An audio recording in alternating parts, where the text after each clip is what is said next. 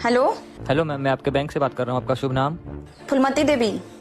Madam, आपके bank account में कुछ प्रॉब्लम हो गया है जिसके कारण आपका खाता बंद होने वाला है। आप उसको चालू रखना चाहती हैं? हाँ हाँ, चालू रखे के बा।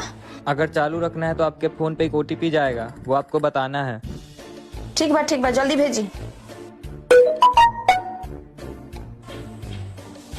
हाँ, नोट करी। 5 7 3 2 1।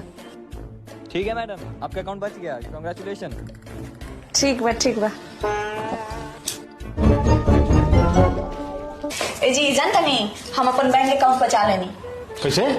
बैंक के मैनेजर फोन करे लख आ कहलक कि रोवर अकाउंट गड़बड़ा गइल बा। ओटीपी नानू आइल लख, नानू बता देलू ह। हाँ पूछलक, हम बता देनी। हाँ ए जी, हमारे अकाउंट से 50,000 रुपए कट गए। जा निकाले लसन तेरा अकाउंट से। जैसे हमारे फुलमतिया बेहोश भइल भी वैसे ही वो लोग बेहोश हो सकता नहीं सदमा से।